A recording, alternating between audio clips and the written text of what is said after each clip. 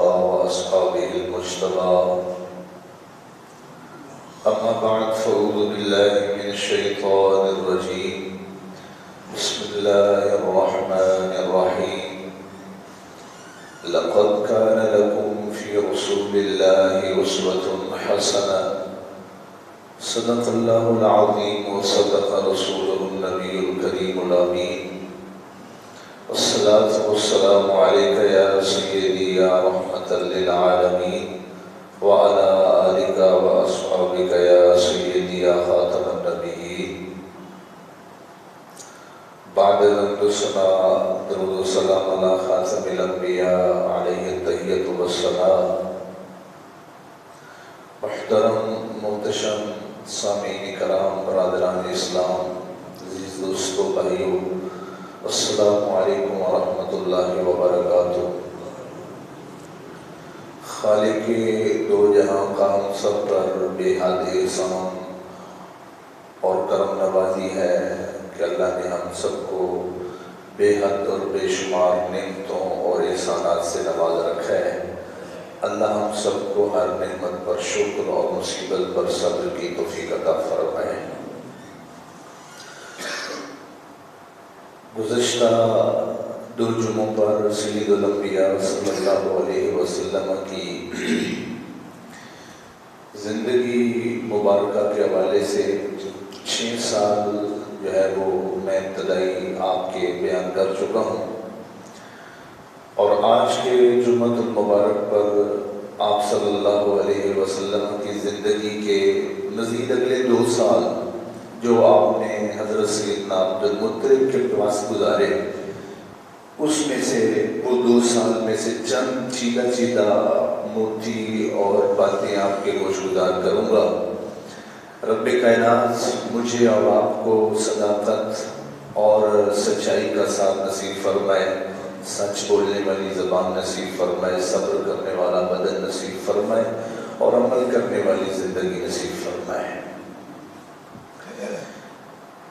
سید الانبیاء صلی اللہ علیہ وسلم جب 6 سال اور 1 ماہ اور 10 دن کے ہوئے تو آپ کی والدہ طیبہ طاہرہ سیدہ مبارکہ آمنہ رضی اللہ تعالی عنہا آپ اس دنیا سے رحلت فرما گئی مقام ابوا پر، اور وہاں سے حضرت ام ایمن رضی اللہ تعالی عنہا آپ کو لے کر مکہ شریف میں تشریف لائیں اور حضرت عبد المطلب کے سپرد فرمایا، اور سیدنا عبد المطلب نے آپ کی کفالت اور پرورش فرمائی 2 سال.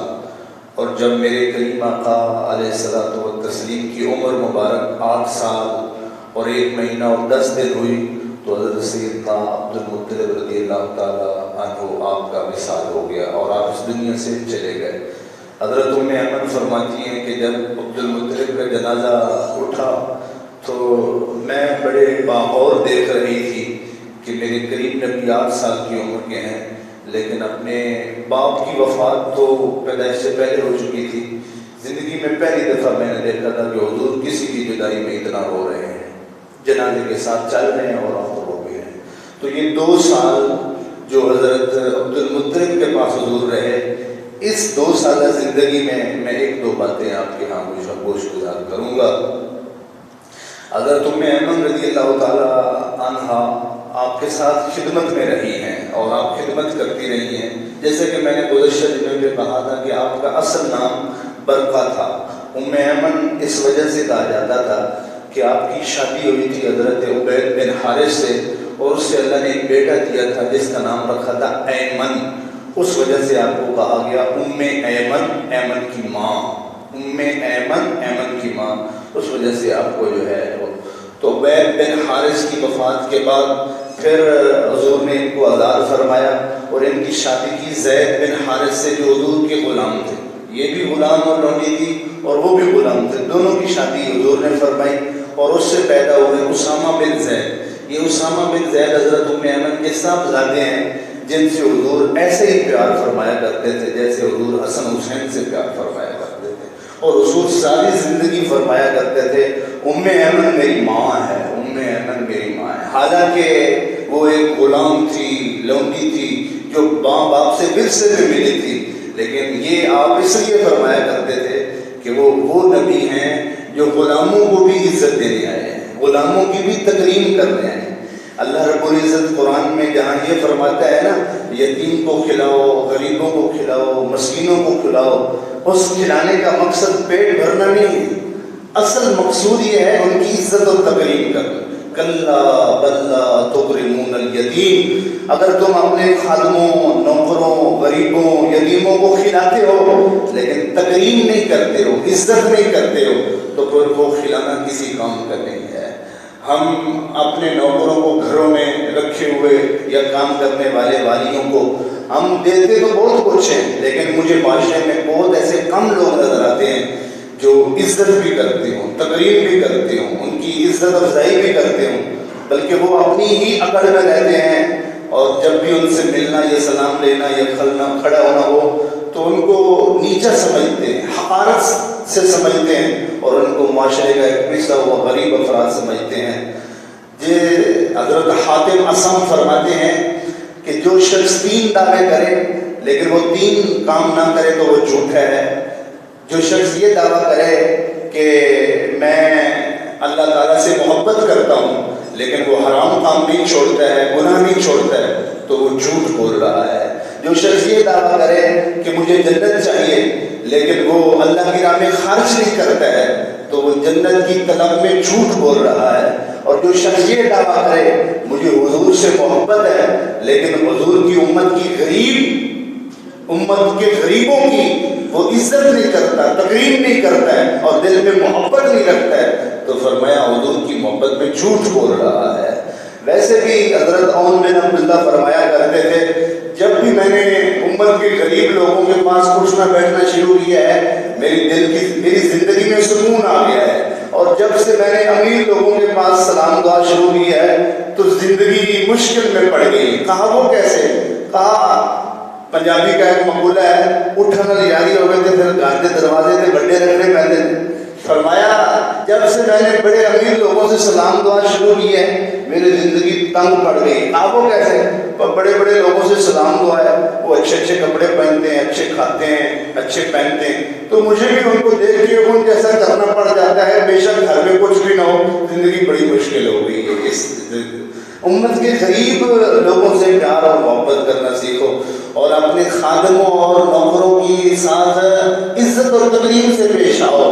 میرے حضور نے فرمایا اطعموہم ما تاکلون، جو تم کھاتے ہو ان کو وہی کھلاؤ، والبسوہم ما تلبسون، جو تم خود پہنتے ہو ان کو وہی پہناؤ، فکرہتموہم فبیعوا، اور اگر تمہیں وہ پسند نہیں ہے تو ان کو فارغ کر دو، ولا تعذبوہم خلق اللہ، لیکن اللہ کی مخلوق کی بے عزتی اور ان کی بے حرمتی اور ان کو ذلیل کرنا اور معاشرے میں رسوا کرنا، چاہے ہاتھ سے ہو چاہے زبان سے، ایسا تو نہ کرو۔ کیوں؟ شکر کرو اپنے رب کا۔ اگر کہ آپ کے مدد کچھ ایسے لوگ ہیں جن کو مانا آپ اپنی ہاتھ سے دیتے ہیں، فرمایا شکر کرو کہ رب نے ان کے رزق کا حصہ تمہارے ہاتھ میں رکھا ہے۔ ان اللہ ملکہم ایاہم ولو شاء اللہ ملککم ایاہم، وہ کریم کا شکر کرو کہ میں تمہارے کسی کا رزق اس نے تمہارے پاس رکھا ہے اور وہ اپنا رزق لینے کے لیے تمہارے ہاتھ بلاتا ہے۔ میرے نبی نے فرمایا اگر آپ کو اللہ ویسا بنا دیتا کہ تمہارا رزق کسی کے پاس رکھ دیتا اور اپنا رزق لینے کے لیے تمہیں اس کے آگے ہاتھ بلانا پڑتا تو پھر کیا کرتے؟ تم یہ سمجھتے ہو کہ میرا گارڈ، میرا نوکر، میرا محتاج مجھے سلوٹ کرتا ہے، او بھائی وہ تجھے سلوٹ نہیں کر رہا، وہ تو اپنی تنخواہ کو سلوٹ کر رہا ہے۔ اگر وہ کھڑا ہو جاتا ہے اور لوگ میرے پاس بڑے آتے جاتے ہیں، لوگ میرے پاس مخلوق بڑی آتی جاتی ہے، وہ تیرے پاس نہیں آتی ہے، وہ تو تیری دولت کے پاس آتی ہے، تیرے کاروبار کے پاس آتی ہے۔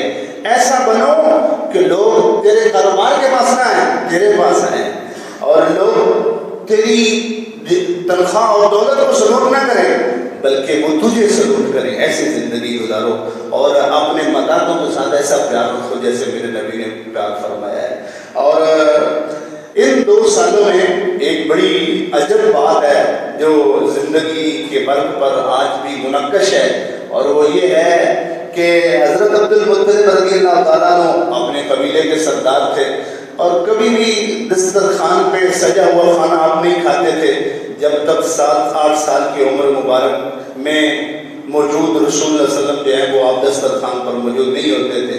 کبھی کبھی تو آپ اپنی ران پر بٹھا کر حضور کو اکٹھے کھانا کھاتے تھے، اور اگر دسترخوان لگ گیا ہے اور حضور نہیں تشریف لائے تو آپ کوئی، حالانکہ عبد المطلب کے 10 تقریباً 10 بیٹے تھے، 10 بیٹے، اور مکے جو سردار تھے سارے دسترخوان پر موجود ہیں، لیکن اجازت کھانے کی اس وقت تک نہیں ہے جب تک میرے کریم نبی نہیں آ جاتے ہیں۔ اور کھانا لگا ہے، جتنے مرضی بیٹھے ہیں، جب حضور دسترخوان پہ بیٹھ جاتے تھے تو کبھی کھانے میں کمی نہیں آتی تھی، ہمیشہ کھانا وافر بچ جایا کرتا تھا۔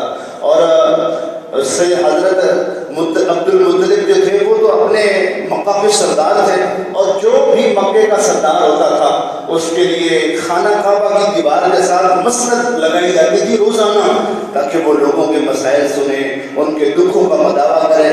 تو عبد المطلب کی مسند اور آپ کی چٹائی خانہ کعبہ کی دیوار کے ساتھ لگائی جاتی۔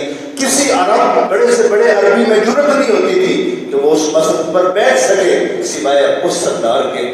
میرے عبد المطلب کا منظر بھی کچھ ایسا تھا، آپ چٹائی پہ جب بھی بیٹھتے تھے 10 بیٹے ارد گرد بیٹھے ہوتے تھے، اور عرب پورا بیٹھا ہوتا تھا مکے والے، لیکن کسی کو ضرورت نہیں کہ آپ کے ساتھ بیٹھ سکے۔ حضرت عبد المطلب اپنے بیٹوں کو بھی سامنے بیٹھاتے تھے اور نیچے، لیکن ساتھ اگر کوئی بیٹھتا تھا تو وہ میرے کریم نبی بیٹھتے تھے، عبد المطلب خود ان کو اپنے پاس بیٹھاتے تھے۔ ایک دن کا یہ قصہ ہے کہ عرب لوگوں نے خانہ کعبہ کی دیوار کے ساتھ مسند بچھائی سردار مکہ کے لیے، اور پورا مکے کے عرب سامنے بیٹھ گئے، اور عبد المطلب کے صاحبزادے وہ بھی بیٹھے تھے۔ حضور 7-8 سال کی عمر مبارک میں تشریف لائے اور بچھی ہوئی سردار مکہ کی مسند پر بیٹھ گئے، کیونکہ پہلے بھی وہ اپنے ساتھ بیٹھاتے تھے۔ تو حضور کے چچے اور عبد المطلب کے بیٹے آپ کو پکڑ کر نیچے کرنے لگے، اور اس لیے نہیں کہ کوئی نفرت تھی یا کوئی برا ارادہ، اس لیے کہ یہ ان کے سردار مکہ کے شان شایان نہیں ہے کہ کوئی اور بیٹھ جائے۔ حتیٰ کہ عبد المطلب تشریف لائے اور آپ نے فرمایا کہ تم میرے بیٹے محمد کو ایسا کیوں کر رہے ہو؟ کہنے لگے بابا ہم تو اس لیے کر رہے ہیں کہ یہ آپ کے شایان شان نہیں ہے کہ کوئی اور آپ کی مسند پر بیٹھے۔ تو میرے عبد المطلب نے فرمایا دعوہ ابنی ان ھذا ابنی لشان، تم میری شانوں کی بات کرتے ہو، میرا پوتا محمد مجھ سے بڑی شان والا ہے۔ ارجو ان یبلغ من الشرف ما لم یبلغه عربی قبلہ ولا بعدہ، اور مجھے تو یقین ہے جو شان اس میرے پوتے محمد کو ملے گی آج تک کسی عربی کو وہ شان نہیں ملی ہے۔ چھوڑ دو تم اس کو، اور اس کو ایسے ہی بیٹھنے دو۔ اور وہ بے تکلف وہاں بیٹھ جایا کرتے تھے۔ ایک عرب کا جو علاقہ ہے ان کی معیشت اور زندگی کا پہیہ سب سے زیادہ جو ہے وہ ان کی جو ہے جانوروں اور بکریوں اور اونٹوں کے ریبڑ پر ذرائع آمدن کا ذریعہ اور ان کا دار و مدار تھا، اور جانوروں کی جو ہے وہ افزائش کے لیے اور ان کی پرورش کے لیے سب سے زیادہ بہترین ذریعہ زمین کا زرخیز ہونا ہے، زمین کا سرسبز ہونا ہے، جہاں وہ چلاتے تھے چراگاہوں میں جا کر، اور ان پر وہ اپنی زندگی کے پہیے کو چلاتے تھے۔ اور زمین کا زرخیز ہونا اور سرسبز ہونا یہ زیادہ تر کیونکہ مکہ اور عرب کی سرزمین خصوصاً مکہ کی ایسی ہے جہاں مصنوعی پانی کا انتظام بہت آج بھی تاریخ اور شاید اس بات پر کہ بہت مشکل ہے، اور مصنوعی پانی کا انتظام بہت کم پانی وہاں آج بھی ملتا ہے، اور وہ زمانہ تو پھر بہت ہے، تو مصنوعی پانی کا انتظام نہیں ہوتا تھا۔ تو سب سے زیادہ زمین کو زرخیز رکھنے کے لیے اور اپنی زندگی کے پہیے کو چلانے کے لیے اور جانوروں کی زندگی کو دوام بخشنے کے لیے سب سے بڑا ذریعہ پانی کا تھا کون سا؟ بارش۔ آسمان سے بارش آئے اور وہ زمین کو سیراب کرے، ہمارے جانور وہاں کھائیں پئیں، اس سے ہماری زندگی چلتی رہے گی۔ وقت کافی گزر گیا، بارش ہی نہیں آئی، کافی دن بیت گئے، بارش آئی نہیں، زمین مردہ ہو گئی، سرسبز ختم ہو گیا سبزہ، اور جانور مرنے لگے، لوگوں کی زندگیاں عجیرن بن گئی، اور سارے سوچ سوچ کے اکٹھے ہو گئے آئے چلو مکہ کے سردار کے پاس چل کر بات کرتے ہیں کہ کیا کر رہا ہے. تو جب عبد المطلب کے پاس مکہ کے سردار آئے اور اپنی زندگی کی دکھوں کی شکایت کی تو آپ نے فرمایا جو بڑے بڑے سردار ہیں وہ گھر جائیں اور غسل کریں اور خوشبو لگائیں اور خانہ کعبہ کے مطاف اور حرم شریف میں آ جائیں, میں بھی آ رہا ہوں.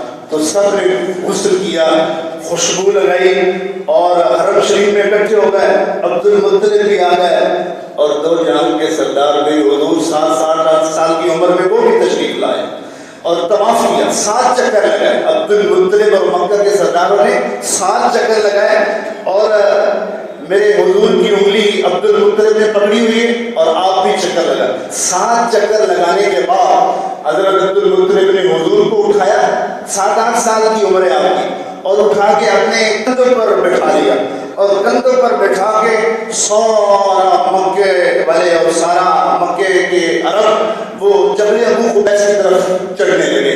اور جبل ابو قبیس پر چڑھتے چڑھتے جب اوپر پہنچے نا, حضور کندھوں پر سوار ہیں, تو سارے لوگ جب اوپر چڑھ گئے اس وقت عبد المطلب نے ایسے ہاتھ اٹھائے دعا کے لیے. تو جب عبد المطلب کے لیے دعا کے لیے ہاتھ اٹھے تو پھر میرے کریم نبی کے بھی ہاتھ اٹھ گئے. یہ تو ہمارے گھر کی داستان ہے. 2-3 سال کا بچہ جب ماما پاپا کو دیکھتا ہے کہ وہ ایسے کر رہے ہیں ویسے کر رہے ہیں تو بچے تو ساتھ آ کے ایسا کرنا شروع کر دیتے ہیں. اور وہ تو بچے نہیں تھے, دکھتے بچے تھے لیکن کائنات کے لیے معلم بن کر آئے تھے, کائنات والوں کو سکھانے آئے. تو جب عبد المطلب کے ہاتھ اٹھے تو میرے حضور کے بھی ہاتھ اٹھ گئے. اور اس وقت جبل ابو قبیس پر پھر حضرت عبد المطلب نے دعا فرمائی, اللہم سعد الخلا وقاشف القربہ انت عالم غیر معلم وانت مسئول غیر مبخل اللہم هذا عبادک و امام. اے اللہ جو ضرورتیں پوری کرنے والا ہے, جو دکھوں کو دور کرنے والا ہے, اور تجھ سے ہر ایک مانگتا ہے اور تو دینے میں کنجوسی نہیں کرتا ہے, تو جانتا ہے, تجھے بتانے کی ضرورت نہیں ہے. یہ سارے تیرے بندے اور تیری بندیاں حاضر ہو گئی. ایسی بارش نازل فرما جس میں خیر ہی خیر ہو, خیر ہی خیر ہو. جب یہ دعا مانگی تو مجھے بتاؤ جب حضور نے آمین کہا ہوگا تو بتاؤ وہ قبولیت کے کس درجے کو پہنچی ہوگی. علماء فرماتے ہیں دنیا والے دعا مانگتے ہیں اور وہ دعا عرش پر جاتی ہے قبول ہونے کے لیے, لیکن جب میرے نبی کریم آقا دعا مانگتے ہیں تو وہ قبول ہونے کے لیے عرش پر نہیں جاتی بلکہ عرش سے قبولیت اتر کر میرے محمد کی دعا کا استقبال کرتی ہے. اجابت میں چھو کر گلے سے لگایا تو بارش ہو, سبحان اللہ. اور بارش بھی ایسے جس میں خیر ہو. قیامت کی نشانیوں میں سے ایک نشانی ہے, بارشیں تو بہت ہوں گی لیکن ان بارشوں میں خیر نہیں ہوگی. آپ دیکھ لیں کتنا نقصان ہوا بارشوں کی وجہ سے. تو سب ہر طرف زندگی زندگی زندگی, زرخیزی زرخیزی, رونقیں بحال ہو گئی. تو سارے مکہ کے لوگ اکٹھے ہو کر آئے عبد المطلب کے پاس, کہنے لگے حنیئا لک یا ابا البطحاء بکا اہل بطحاء عاشا. اے مکہ کے سردار مبارک ہوئے, آپ کو مبارک ہو اور آپ کی مہربانی ہو, آپ کی وجہ سے مکے والوں کو زندگی مل گئی ہے. دیتے نہیں کیا کچھ ہو کہ وہ کچھ دے نہیں سکتے, اس بات کو چھوڑ ہوش میں آ اور بھی کچھ مانگ. یہ سرکار کا در ہے, در شاہ تو نہیں, جو مانگ لیا سو مانگ لیا, اور بھی کچھ مانگ. جھولی ہی میری تنگ تھی کہ کیا مانگتا ان سے, وہ تو کہتے رہے اور بھی کچھ مانگ اور بھی کچھ مانگ. سید الانبیاء صلی اللہ علیہ وسلم کی اس 2 سالہ زندگی میں ایک اور بڑی عجب بات ہوئی کہ حضرت عبد المطلب آپ کے پاس اونٹ بہت زیادہ تھے, آپ کے پاس اونٹ بہت زیادہ تھے. اور اگر کوئی اونٹ گم ہو جاتا, اگر کوئی, اس سے پہلے میں آپ کو, اگر کوئی اونٹ گم ہو جاتا تو آپ اپنے بیٹوں میں سے کسی کو بھیجتے تھے کہ جاؤ بیٹا اونٹ ڈھونڈ کے لے آؤ, اور وہ جاتا کہیں ادھر ادھر رستے سے بھٹکا اونٹ مل جاتا اس کو لے آتا. اور اگر سارے بیٹے بھی گم ہوئے اونٹ کو ڈھونڈ نہیں سکتے تھے تو پھر 7-8 سالہ پوتے محمد کو عبد المطلب بھیجتے تھے, اور کبھی ایسا نہیں ہوا کہ حضور گئے ہوں اور اونٹ نہ ملا ہو. وہ تو آئے تھے جو لوگوں کو جنت مل گئی, وہ تو دنیا میں آئے تھے تو دنیا والوں کو عرش والی چیزیں دے دی، تو فرش والوں کو فرش والی چیزیں کیسے نہ ملے؟ تو آپ جب بھی کہتے تھے گما ہوا اونٹ واپس آ جاتا تھا اور مل جاتا تھا. لیکن عجب منظر تھا ایک دن کا، اونٹ گم ہو گیا، بھائیوں کو نہیں ملا. حضور نے اپنے پوتے محمد صلی اللہ علیہ وسلم سے فرمایا بیٹے جاؤ ڈھونڈ کے لاؤ اور پتہ کرو. آپ خود خواہش فرماتے تھے. حضور گئے مکے سے نکلتے نکلتے کہیں آگے چلے گئے اور گم ہو گئے. اللہ کی رحمت و تجلیات میں وقت کافی بیت گیا، آپ واپس نہیں آئے. اور بیٹے سے بڑھ کر پیار کرنے والے دادا کے لیے ایک بڑا کٹھن وہ جو ہے وہ موقع تھا. آپ پریشان ہو گئے، ڈھونڈا نہیں ملے، کہاں گئے؟ ایک محمد صلی اللہ علیہ وسلم کے بارے میں عبد المطلب کہنے لگے کہ وہ کہاں گئے، وہ گم ہو گئے. تو آپ حضرت عبد المطلب حرم میں آئے، وضو کیا اور خانہ کعبہ کے غلاف کو پکڑ کر دعا کرنے لگے. کیا کہنے لگے؟ رد الی راکبی محمدا ارددہ الی فاتخذی یدا. اے میرے رب میرے شاہ سوار محمد کو واپس گھر لے آ، اور میں تجھ سے التجا کرتا ہوں کہ تو عبد المطلب پر احسان فرما. تیرا احسان ہوگا جب میرا بیٹا محمد خیر خیریت سے گھر واپس آئے گا. وہ غلام پکڑ کر روتے رہے، التجا کرتے رہے، حتیٰ کہ کسی نے خبر دی وہ دیکھو محمد آ گئے صلی اللہ علیہ وسلم. اور اس سے بھی عجب منظر تھا کہ جب حضور کو دیکھا تو آپ ایک اونٹنی سے اتر رہے تھے، اور وہ اونٹنی کس سوار کی تھی جس سے آپ اتر رہے تھے؟ وہ ابو جہل کی اونٹنی تھی. اور ابو جہل نے ہم کو آگے بٹھایا ہوا تھا اور عبد المطلب کو کہنے لگا لا ندری ما نرى میرے بہن، مجھے آج تک نہیں سمجھ آئی اس تیرے بیٹے کے بارے میں نہیں جان سکتا یہ تیرا بیٹا کیا چیز ہے. تو عبد المطلب نے کہا کیا مسئلہ کیا ہوا ہے؟ کہا میں ایک رستے پر تھا مکے سے باہر، آبادی سے باہر، تو میں نے ان کو دیکھا تو میں نے کہا چلو ان کو ساتھ لے کر چلتا ہوں. مکے سے بہت دور آ گئے تو میں نے اپنی اونٹنی کو بٹھایا اور ان کو اٹھایا اور اپنے پیچھے بٹھایا. لاکھ بار کوشش کی، اونٹنی اٹھی ہی نہیں ہے. میں نے کہا یہ کیا ماجرا ہے؟ اور سرداروں کے پاس اونٹنی بھی سردار ہوتی ہے. تو میں نے ان کو پیچھے سے پکڑ کر جب آپ نے آگے بٹھایا ہے تو وہ فوراً اٹھ کر چل پڑی ہے. گویا کہ وہ امام راضی فرماتے ہیں گویا کہ وہ اپنی زبان سے کانہا تقول، گویا کہ وہ اپنی زبان سے کہہ رہی تھی کہ هو الامام فکیف یقوم خلفہ، وہ تو دنیا کا امام بن کر آیا ہے، آپ کے پیچھے کیسے بیٹھ سکتا ہے؟ وہ تو دنیا کا امام بن کر آیا ہے، آپ کے پیچھے کیسے بیٹھ سکتا ہے؟ عبداللہ بن عباس یہ والا منظر دیکھ کے ساری زندگی فرمایا کرتے تھے کہ رسول اللہ صلی اللہ علیہ وسلم کو اللہ نے بچپن میں اپنے جانی دشمن ابو جہل سے ایسے بچایا تھا جیسے موسیٰ علیہ السلام کو بچپن میں فرعون سے بچایا تھا.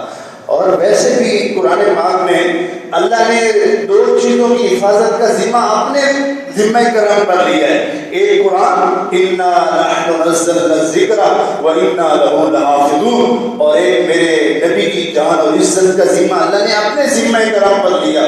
واللہ یعصمک من الناس، اور یہ دو چیزوں کی حفاظت اللہ نے اپنے ذمہ کرم پر لی ہیں اور اپنے ذمے لیے ہیں. اور اگر آج کوئی ابو جہلوں اور فرعونوں کی طرح بن کر میرے حضور کی بےزتی اور اس کے خاکوں کی خباثت کا اظہار کرتا ہے تو اس سے کیا ان کو فرق پڑتا ہے؟ یہ تو ایسے ہی ہے جیسے بندہ نیچے کھڑا ہو کے سورج کو جو ہے وہ اس سورج کی طرف تھوکے تو تھوک تو تیرے اپنے منہ پر آنی ہے. مکے کے لوگ لان تان کرنے لگے اور گالیاں دینے لگے اور کہنے لگے ہم محمد نہیں ان کو بلاتے، ہم محمد نہیں ہوتے، کیونکہ محمد وہ ہوتا ہے جس کی زمین میں مخلوق تعریفیں کرے اور آسمانوں میں رب تعریفیں کرے، اس کو محمد کہتے ہیں. مکے والے کہنے لگے ہم آپ کو محمد کہتے ہی نہیں، محمد کہہ کر بلاتے ہی نہیں ہیں، ہم تو آپ کو مزمم کہتے ہیں، یہ جس کی مذمت کی گئی ہے. اور جب بھی وہ آپ صلی اللہ علیہ وسلم کو گالیاں دیتے یا برا بھلا کہتے نا تو وہ کہتے تھے مزمم ایسا ہے، مزمم ایسا ہے، مزمم ایسا ہے. یہ بات میرے حضور کے کانوں تک پہنچی تو میرے کریم نبی مسکرا کے فرمایا یشتمون مزمما ویلعنون مزمما وانا محمد. وہ ہوگا کوئی مزمم جس کو مکے والے گالیاں دیتے ہیں اور لامتان کرتے ہیں میرے رب نے تو مجھے محمد بنایا ہے۔ میں بھی یہی کہتا ہوں، آج کے ابو جہل اور فرعون جس کے خاکے بناتے ہیں، ہوگا وہ کوئی خاکی جس کے یہ خاکے بنا رہے ہیں۔ میرے کریم نبی کو تو رب نے وہ نور دیا ہے کہ وہ جس زمین پر بیٹھ جائیں اس زمین کی مٹی عرش اعظم سے افضل ہو جاتی ہے۔ لوح بھی تو، قلم بھی تو، تیرا وجود الکتاب، گنبد آبگینہ رنگ تیرے محیط میں ہوا، وہ تو مٹی عرش اعظم سے جو ہے وہ افضل ہو جاتی ہے۔ بعض لوگ بڑے کم علمی کا اظہار کرتے ہوئے اکثر لوگ کہہ دیتے ہیں کہ جی رسول اللہ صلی اللہ علیہ وسلم اور آپ کی شان میں اگر کوئی گستاخی یا اس طرح کا معاملہ ہو تو جذبات میں نہیں آنا چاہیے۔ اور یہ درس دینے والے اور یہ نصیحت کرنے والے، پتہ ہے ان کی خود اپنی سیرت کا کیا عالم ہوتا ہے، اپنی بیوی اور اپنی محبوبہ کے لیے جذبات میں آ کر وہ کچھ کر گزرتے ہیں جو انسانیت کے ماتھے پر ایک داغ ہوتا ہے، اور وہ کچھ بکواس کرتے ہیں اپنی بیوی کی محبت میں اور اپنی محبوبہ کی محبت کے جذبات میں آ کر۔ اور بہت سارے ایسے بھی ہیں جو ہمیں یہ درس دے رہے ہوتے ہیں اور خود ان کا یہ جذبات کا عالم ہوتا ہے کہ وہ اپنے پارٹی لیڈر کی محبت کی جذبات میں آ کر پتہ نہیں کیا کیا تھپڑ بھی مار دیتے ہیں اور زبان بھی کیا کیا استعمال کرتے ہیں، لیکن ہمیں کہہ رہے ہوتے ہیں کہ نبی کی محبت کی جب بات آئے تو جذبات میں ہی ہونا ہے، جذبات میں نہیں آنا ہے۔ حالانکہ میرا رب فرماتا ہے کل انکان آباؤکم وابناؤکم واخوانکم وازواجکم وعشیرتکم واموال اقترفتموها وتجارۃ تخشون کسادها ومساکن ترضونها، تمہارے ماں، تمہارے باپ، تمہارے رشتہ دار، تمہارے عزیز، تمہارے دوست، تمہاری دنیا، تمہاری دولت، تمہارا کاروبار، تمہارے گھر، سب کچھ اللہ رسول پر قربان ہے۔ کروں تیرے نام پر جان فدا، نہ بس ایک جہاں دو جہاں فدا، دو جہاں سے بھی جی نہیں بھرا، کروں کیا کہ کروڑوں جہاں نہیں۔ جب اس کی بات آئے تو وہ ہمیں جذبات میں رہنے کا درس دے رہے ہوتے ہیں۔ اور ایک یونیورسٹی کے اندر ایک پروفیسر صاحب لیکچر دے رہے تھے، بڑا عجب منظر تھا، اور وہ یہی لیکچر دینے لگے اسٹوڈنٹس کو کہ جذبات میں نہ آیا کرو جب اپنے نبی کی بات آئے اور ان کی گستاخی یا اس سے تعلق کی بات، جذبات نہ ہو جایا کرو۔ تو یہ لیکچر دیتے دیتے تقریباً کوئی آدھا گھنٹہ اسی پر ہی وہ گفتگو فرماتے رہے ماشاءاللہ۔ تو ایک طالب علم سامنے بیٹھا ہوا تھا، اس نے اچانک بیچ میں کھڑا ہو کے کہا سر بکواس نہ کرو۔ کیا کہا؟ سر بکواس نہ کرو۔ تو وہ فوراً آگ بولا، اور جو ہے وہ فوراً ایک تہوار آئے اور ایک تہوار جائے، اور جذبات میں آپے سے بہر کہا فوراً تھا اس کو یونیورسٹی سے نکال دو، اس کو یہاں سے نکال، اس کا داخلہ کینسل کر دو، اس کے رزلٹ کینسل کر دو، اس کو یہاں سے ختم کر دو۔ تو سارے لوگ اکٹھے ہو گئے، وہ لڑائی کا ایک سما بن گئے، سارے بڑے اسٹاف اکٹھا ہو گیا اور وہاں پر ایچ او ڈی وغیرہ سارے آ گئے۔ تو جب سارے اکٹھے ہو گئے تو انہوں نے کہا آپ نے کیوں بدتمیزی کی ہے، یہ کیوں جملہ بولا ہے؟ ہاتھ جوڑ کے کہنے لگا میں ان سے بھی معذرت کرتا ہوں، آپ سے بھی معذرت کرتا ہوں، میں تو صرف یہ بتانا چاہتا تھا کہ پروفیسر صاحب آپ کی عزت پر ایک جملہ آیا ہے تو آپ جذبات میں قابو نہیں رکھ سکے اور جذبات میں کنٹرول نہیں کرتے اور آپ پہ سے رہ رہے ہیں۔ تو مجھے بتاؤ اس ذات سے جس کا ہم کلمہ پڑھتے ہیں ہمیں آپ درس دے رہے ہیں کہ اس سے وفا نہ کریں اور جذبات میں کنٹرول رکھیں، جس پر ساری دنیا کی عزتیں قربان، اس کے متعلق آپ ہمیں یہ بدلاؤ سکھا رہے ہیں۔ اور کچھ جو ہے وہ رقیبوں نے یہ بھی کہا کہ ہم جو ہے انشاءاللہ اپنے رقیبوں کے پاس خط لکھیں گے اور جائیں گے وہاں پر اور عالمی قانون بنائیں گے، عزت اور ناموس رسالت کا عالمی قانون بنائیں گے۔ ہاں بنائیں، اچھا ہے قانون بنائیں، لیکن فقیر کی اتنی عرض ہے آپ سے، مجھے بتاؤ برادری کا کوئی شریک ہو، ہم اس سے زندگی بھر خیر کی امید نہیں رکھتے۔ برادری کا کوئی دشمن اور شریک اور رشتہ دار ہو نا، ہم نے زندگی بھر اس سے کبھی امید نہیں رکھی کہ یہ میرے حق میں اچھا ہوگا، میرے بچوں کے حق میں اچھا ہوگا، میرے گھر والوں کے حق میں اچھا ہوگا۔ پتہ نہیں ہم نے کب سے خیر کی امید اس ڈر سے لگائی ہے جو تین خداؤں کو ماننے والے ہیں، اللہ رسول کے منکر ہیں، وہ ہمارے نبی کی عزت کی حفاظت کریں گے اور ہمارے نبی کی عزت کی حفاظت کے لیے قانون بنائیں گے اور قوانین بنائیں گے. 72 سال ہو گئے, کیا ہمارے ملک میں ناموس رسالت کا قانون نہیں ہے؟ سب کہتے ہیں ہے, لیکن میرے معصومانہ 2 سوال ہیں. اگر ناموس رسالت کا قانون ملک پاکستان میں ہے تو 72 سالہ تاریخ میں آج تک کوئی گستاخ رسول اس قانون کے مطابق جو ہے اس کو پھانسی نہیں دی گئی یا اس سزا کا نہیں دیا گیا. تو اس پر 2 سوال ہیں, یا تو ہمارے ملک میں قانون ہی نہیں ہے, اور اگر قانون ہے تو پھر اس پر عمل نہیں کیا گیا. ظاہر بات ہے قانون تو ہے لیکن عمل نہیں کیا گیا, یا پھر یہ ہے کہ ہمارے ملک میں 72 سال میں کسی نے گستاخی کی ہی نہیں ہے. اور یہ بھی جو ہے تاریخ اس کو جھٹلاتی ہے, ایسی بات نہیں ہے. تو مجھے بتاؤ, جب اپنے گھر میں بنایا ہوا قانون نہیں چلا سکتے, ہماری مجبوریاں ہیں, تو ان سے کیسے امید رکھتے ہو کہ وہ قانون چلائیں اور بنائیں اور پھر چلائیں گے؟ یورپ سے ایک بات فرماتے ہیں, یورپ سے تجھ کو امیدی, خدا سے نا امیدی, مجھے بتا تو صحیح. بتوں سے تجھ کو امیدی, خدا سے نا امیدی, مجھے بتا تو صحیح اور کافری کیا ہے, مجھے بتا تو صحیح. اور ایک اور جگہ ایک بات فرماتے ہیں کہ یورپ کی غلامی پہ رضامند ہوا تو, مجھ کو ملا تجھ سے ہے یورپ سے نہیں. اور ایک اور جگہ ایک بات فرماتے ہیں کہ الہی پیدا کیا تو نے مجھے اس دیش میں جس دیش کے بندے ہیں غلامی پہ رضامند. اور جو دوسری بات مجھے یہ بتاؤ, کبھی غلاموں کی اور مخروش لوگوں کی باتوں کی بھی کوئی اہمیت ہوتی ہے؟ کسی کے 10 روپے دینے ہوں یا 100 روپیہ دینا ہو, ہم سر نہیں اس کے سامنے اٹھاتے, آنکھوں میں آنکھیں نہیں ڈال سکتے, یار میں نے اس کے پیسے دینے ہیں, میں اس کا غلام ہوں, میں اس کا نوکر ہوں, میں نے اس کا قرضہ دینا ہے, میں نے اس کو ادھار دینا ہے. 10-100 روپے والا آنکھ نہیں اٹھا سکتا, پوری قوم کو مقروض بنایا ہوا ہم سر اٹھا سکتے ہیں. غلامی میں نہ کام آتی ہے نہ شمشیریں نہ تدبیریں, جو روز ہوتی یقین پیدا تو ٹوٹ جاتی ہیں زنجیریں. اگر کوئی مولوی کہہ رہا ہوتا تو ہر ایک کی زبان کا وہ تنقید کا نشانہ بن رہا ہوتا. یہ اقبال کہہ رہا ہے کہ غلام بندے نے ایٹم بم بھی بنایا ہو لیکن غلام ہو تو وہ ایٹم بم نہیں کام آ سکتے. غلامی میں نہ کام آتی ہے نہ شمشیریں نہ تدبیریں. اور اگر عقل اتنی ہو جتنی افلاطون اور ارسطو کی تھی, لیکن ہو غلام کسی کا تو وہ عقل مٹی کا ڈھیر ہے, کسی کام کا نہیں. یہ کون کہہ رہا ہے؟ اقبال کہہ رہا ہے. اور ایٹم بم بنایا ہو لیکن کسی کا غلام ہو تو غلامی میں نہ کام آتی ہے نہ شمشیریں نہ تدبیریں, جو ہو سو کی یقین پیدا تو ٹوٹ جاتی ہیں زنجیریں. یہ بات ہے. اور آخر میں صرف اقبال کی اس ایک بات پر جو ہے وہ ختم کرتا ہوں. علامہ اقبال ساری زندگی جو ہے وہ مدینہ شریف نہیں گئے, عمرے پہ نہیں گئے, حج پہ نہیں گئے, لیکن ہو سکتا ہے قریب لوگ ہیں انہوں نے انہیں کرم کیا ہو اور خواب میں کتنی دفعہ جو ہے وہ بلایا ہو یا ان کو مشرف فرمایا ہو. آپ کے اشعار بتاتے ہیں, آپ فرماتے ہیں کل ایک شریدہ خواب گائے مصطفیٰ میں رو رو کے کہہ رہا تھا. شریدہ کہتے ہیں دکھی بندہ جس کا دل زخمی ہو.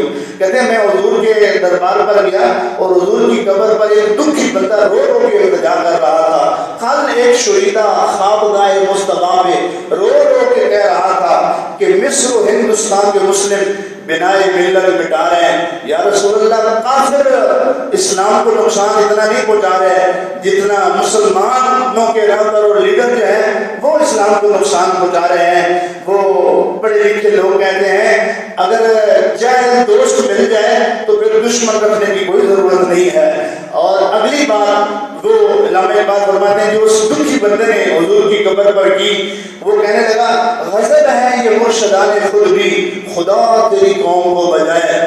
غضب ہے یہ مرشدان خود بھی. یا رسول اللہ, یہ جو ہمارے مرشد بنے ہوئے ہیں اور رہنما بنے ہوئے ہیں نا, یہ ہمارے رہنما نہیں, اللہ کا غضب ہمارے اوپر نازل ہوا ہے اور اللہ کا غضب بن کر آئے ہیں. اور یہ خود بین ہیں, خود غرب ہیں, میں نہیں کہہ رہا. اقبال کی سنو اپنی اقبال کی, وہ کیا کہے, غضب ہے یہ مرشدان خود بھی خدا تیری قوم کو بچائے.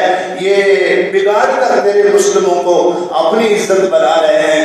اور آخری مصرع تو عجب ہے, شاید آپ دنیا میں کسی اور کی زبان سے یہ سن لینا تو پھر اس کی خیر نہیں ہے, لیکن شکر ہے کہ اقبال کی زبان یہ کہہ کر گئی. کہنے لگے یہ زائرین حریم مغرب ہزار بنے رہبر ہمارے.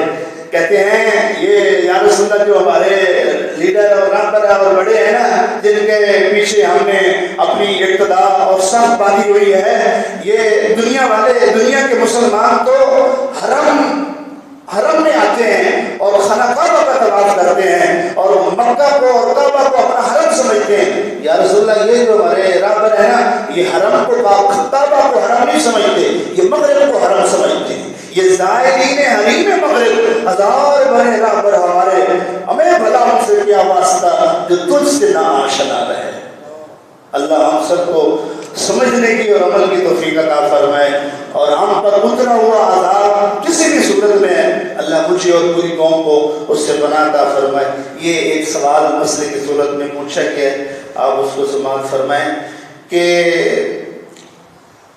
درود شریف پڑھتے ہوئے اکثر لفظ بولا جاتا ہے، کبھی صلاح پڑھا جاتا ہے، کبھی صلی پڑھا جاتا ہے، اللہم صلی، اللہم صلی اللہ علیہ وسلم، اور کبھی سلم پڑھا جاتا ہے، کبھی وسلم پڑھا جاتا ہے۔ تو کیا پڑھنا چاہیے اور کیا صحیح لفظ کیا ہے؟ تو آپ لوگ یہ بات ذہن میں رکھیں، یہ گرامر کا مسئلہ ہے، عربی گرامر، لیکن دونوں لفظ صحیح ہیں۔ لیکن ایک بات ذہن میں رکھنی ہے، جب درود شریف پڑھتے ہوئے آپ پہلے صلی پڑھیں، زبر کے ساتھ صلی، ماضی کا صیغہ، تو پھر آگے سلم نہیں پڑھنا، پھر آگے سلم پڑھیں، صلی اللہ علیہ وسلم، صلی اللہ، پہلے صلی پڑھا نا، تو پھر آگے بھی زبر پڑھنی ہے، آگے بھی ماضی کا صیغہ بنانا ہے، صلی اللہ علیہ وسلم۔ اور اگر آپ نے پہلے زیر پڑھی ہے صلی، اللہم صلی، تو پھر آگے جب سلم کہنا ہے تو اس پر بھی زیر پڑھنی ہے، اور وہ امر کا صیغہ، پہلا بھی امر کا دوسرا بھی، اللہم صلی وسلم، اللہم صلی وسلم۔ اللہ مجھے اور آپ کو سمجھنے کی توفیق عطا فرمائے۔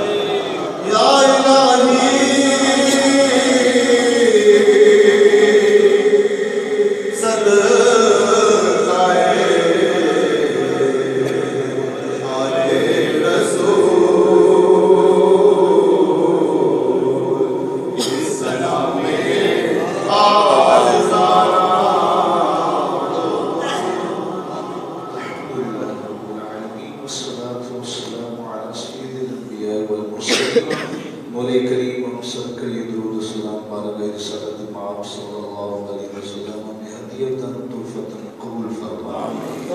اس درود و سلام کی برکت سے دنیا کی رحمتوں و خیرات سے ہم سب کو حصہ نصیب فرما. دونوں جہانوں میں قبر و نشر میں گھر میں مال جان اولاد میں سلامتی عطا فرما. صلی